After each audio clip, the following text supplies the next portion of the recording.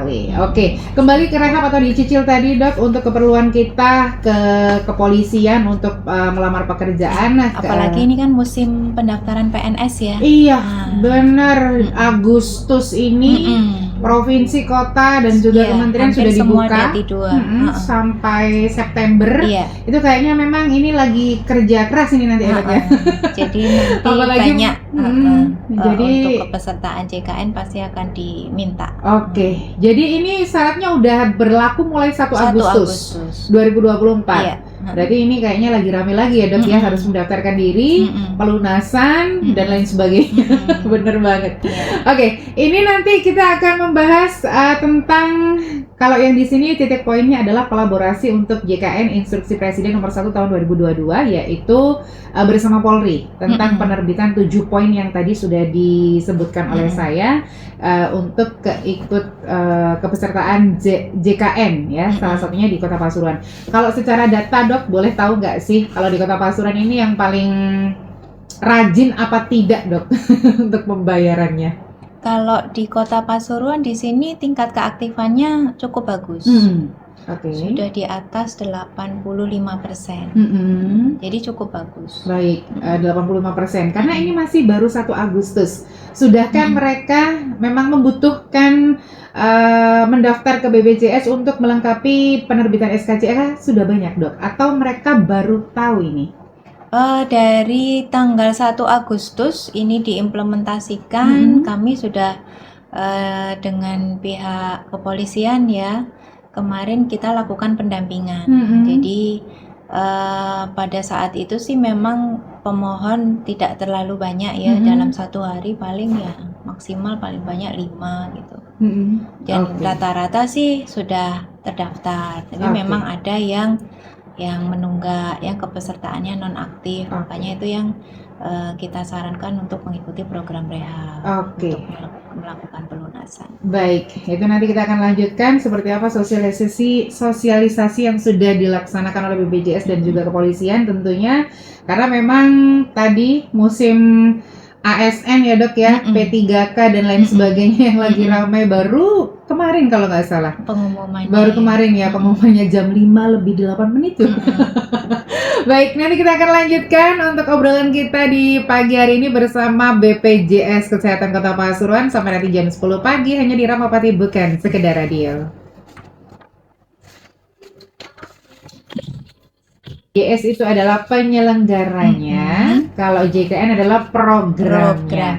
Nah, kembali lagi nih dok, ini kan udah banyak ya yang sudah mulai mereka itu melamar pekerjaan bulan Agustus ini, baru lulus sekolah, lulus kuliah pun juga pencalonan. Ternyata di sini juga dimasukkan ya dok ya, pencalonan pejabat publik ya. Termasuk juga mereka yang akan mendaftar prajurit, entah itu Polri, TNI, atau ASN yang juga sudah dibuka di bulan Agustus sampai dengan 6 September 2024 nanti.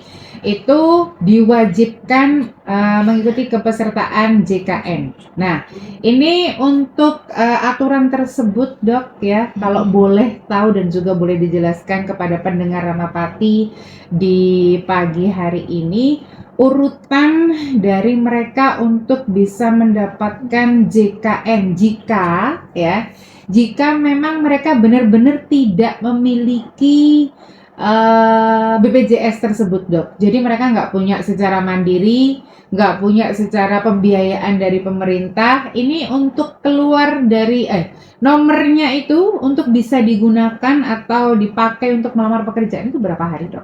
Untuk ngurus SKCK. Baik. Jadi kalau gini ya, misalkan pemohon SKCK seperti yang tadi disampaikan, dia belum pernah terdaftar sebagai peserta JKN sama sekali. Jadi nanti dia bisa langsung daftar lewat WA ke Pandawa.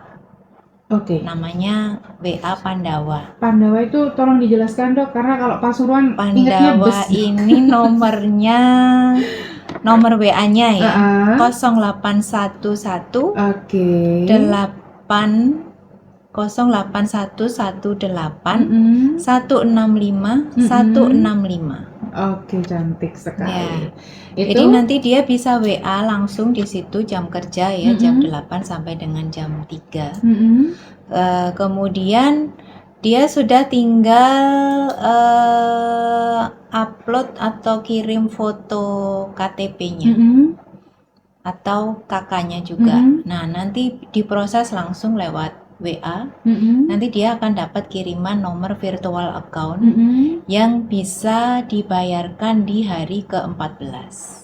Oh, pembayarannya di hari ke-14, tapi dapat nomor virtual account-nya langsung. Ya, jadi nanti nomor virtual account-nya itu bisa ditunjukkan ke Pak polisinya yang membantu pembuatan SKCK. Gitu. Baik, Dok, kalau boleh tahu target dan goals-nya ini apa untuk seluruh yang akan mengurusi kebutuhan SKCK yang ada hubungannya dengan JKN ini, Dok? Jadi sebetulnya filosofinya kenapa sekarang ini kepesertaan JKN itu ditempelkan ya, ditempelkan ngurus ini harus punya kepesertaan JKN, ngurus ini harus terdaftar sebagai peserta JKN aktif. Sebetulnya di sini salah satu edukasi dari pemerintah secara tidak langsung mendorong agar seluruh masyarakat ini terlindungi untuk jaminan kesehatan. Karena sampai dengan sekarang ya masih banyak masyarakat itu yang mendaftar kalau sudah sakit. Harus nunggu sakit dulu gitu baru inget BPJS kesehatan. Benar banget, Dok. Jadi kalau ada orang yang sakit, keluarganya suruh ngurusin karena ini melihat biaya terlalu besar. Betul. Jadi di sini makanya kan sedia payung sebelum hujan ya. Kalau kita sudah terdaftar saat kita sehat dan ngurusnya kan karena ya dalam tanda kutip dipaksa ya karena kan saya harus ngurus SKCK gitu, mau nggak mau saya harus daftar gitu. Tapi secara nggak langsung ini nanti akan bermanfaat di kemudian hari. Jadi kan kita nggak tahu ya sakit itu kapan datang. Kalau kita sudah memiliki kepesertaan JKN dan aktif, kita sudah nggak bingung lagi untuk nantinya kebutuhan finansial saat kita membutuhkan pelayanan kesehatan yang membutuhkan biaya besar. Nah, kalau boleh tahu, Dok, kan ini satu kepala keluarga kalau mengikuti BPJS secara mandiri itu yang bawah mengikuti juga. Ya, jadi harus satu kakak yang didaftarkan. Misal nih, anak ini lulus SMA untuk melamar pekerjaan, ya Dok ya. SKCK ini kan ada limitnya, Dok ya. Maksudnya ada waktunya 3 bulan apa 6 bulan gitu ya. Untuk mendaftarkan kembali SKCK, apakah kita akan mendaftar lagi atau cukup dengan awal mempunyai JKN saat pertama kali mendaftar SKCK, Dok? Nah, kalau dia dulu sudah pernah mendaftar dan kepesertaannya aktif, terus kemudian dia ngurus SKCK lagi ya tinggal nunjukkan aja bahwa saya sudah terdaftar dan aktif. Gitu. Jadi hanya sekali saja memang, Dok ya. Yang penting harus dipastikan kepesertaannya aktif. Makanya harus untuk mandiri harus bayar iuran secara rutin setiap bulan. Rutin dan rajin. Iya, jangan sampai masuk dalam golongan yang menunggak. Karena kalau udah menunggak susah juga, Dok ya, karena kebutuhannya kadang orang itu, Dok, udah keterima pekerjaan secara secara komunikasi, terus harus melengkapi persyaratannya besok ojo lali meneh langsung dikek ini nih.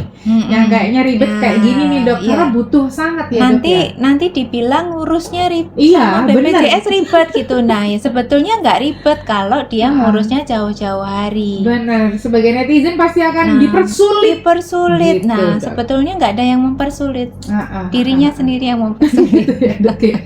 Karena kalau pengaktifannya baru 14 hari meskipun sudah dibayar ya, Dok ya. Iya, untuk memang baru bisa dibayar di hari ke-14. Untuk yang pertama kali mendaftar. Untuk yang pertama kali. Yang menunggak? Yang menunggak bisa kalau dilunasi langsung aktif. Oh, langsung ya. Ya, makanya kalau program rehab itu nanti baru aktif setelah lunas. Oke. Jadi misalkan nanti di aplikasi mobile JKN kan ada pilihannya, dia mau melunasi berapa bulan nih. Oh, ada pilihannya di situ, Ada. Dok? Oh, enak ya, Dok ya. 36 gitu ya, Dok ya. Misalkan dia saya 3 bulan aja deh tak lunasi gitu. Nanti di bulan ketiga dia bisa langsung aktif. Oke. Pokoknya begitu lunas langsung aktif. Berarti catatannya adalah jangan menunggak, karena nanti di tengah jalan pas kita butuh SKCK secara cepat ya, Dok ya, itu juga akan mempersulit. Takutnya BPJS kena lagi, Dok. Iya. Dipersulit padahal sudah bayar gitu. Padahal ya enggak dipersulit sama sekali ya, Dok ya. Baik, kita perjelas lagi, Dok, untuk skema alur pelayanan SKCK pasca pemberlakuan persyaratan kepesertaan Jaminan Kesehatan Nasional Aktif. Ini harus ke Polri, harus ke kepolisian. Dan di sana juga ternyata sudah ada dari kepolisian sendiri untuk bisa mendaftarkan mereka menjadi kepesertaan JKN aktif ya, Dok ya. Jadi kalau dari Pak Polisinya nanti hanya bisa ngecek kepesertaannya aktif atau tidak. Hanya itu saja. Iya, kalau mendaftar nanti yang bersangkutan langsung. Jadi misalkan nih di sana karena di sana juga sudah kita titipkan flyer ya, ada leaflet, kemudian ada banner juga. Makanya yang belum pernah mendaftar nanti dia bisa langsung WA kan dia bisa dimanapun ya, WA ke Pandawa untuk mendaftar. Terus kemudian kalau dia menunggak, nanti dia juga tinggal download aplikasi mobile JKN. Mau download aplikasi, yang penting HP-nya Android, dimanapun kan dia bisa proses langsung. Baik, ini juga ternyata memang rencana ke depan ya, bukan rencana ke depan ya, Dok ya, sudah 1 Agustus kemarin. Kalau SKCK online akan diintegrasikan dengan aplikasi mobile JKN ya, atau aplikasi program JKN lainnya guna memudahkan dalam pengecekan kepatuhan pemohon SKCK kepesertaan program JKN aktif. Dan semuanya itu dari NIK, Dok ya. Betul. Jadi KTP jangan hilang, jangan palsu. Ya, Dok ya, karena ini penting sekali. Dan nantinya pun juga kayaknya orang-orang hanya pakai KTP, Dok ya, termasuk juga SIM. Ya. Boleh ada bocoran, Dok? Katanya untuk pengurusan SIM pun juga nanti harus ada kepesertaan JKN aktif. Ya, saat ini masih pilot project di beberapa daerah. Oh, belum kalau untuk Kota Pasuruan ya? Belum. Nanti akan diimplementasikan serentak. Oke, jadi mau bikin SIM pun juga harus betul, ada JKN harus sama, ada Dok. JKN. Kalau kayak mau nikah ngurusin surat keterangan belum menikah ke kelurahan harus bayar pajak. Oh iya.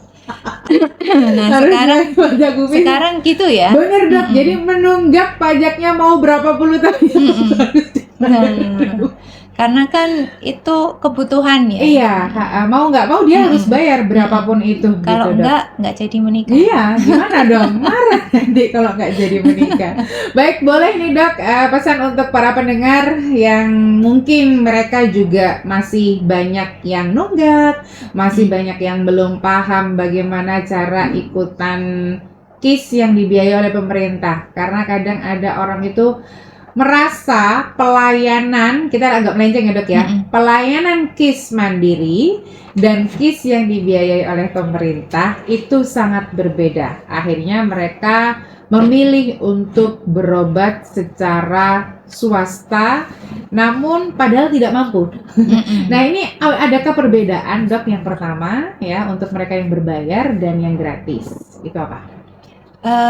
Sebetulnya yang membedakan untuk pelayanan rawat inap di sini hanya ruangannya ya. Oke, baik, hanya ruangannya. Hanya ruangannya. Kalau dia yang dibiayai oleh pemerintah, otomatis dia terdaftar sebagai kelas 3. Kalau yang perusahaan, yang pekerja penerima upah, baik itu swasta maupun pemerintah, dia kan paling rendah haknya kelas 2. Oke.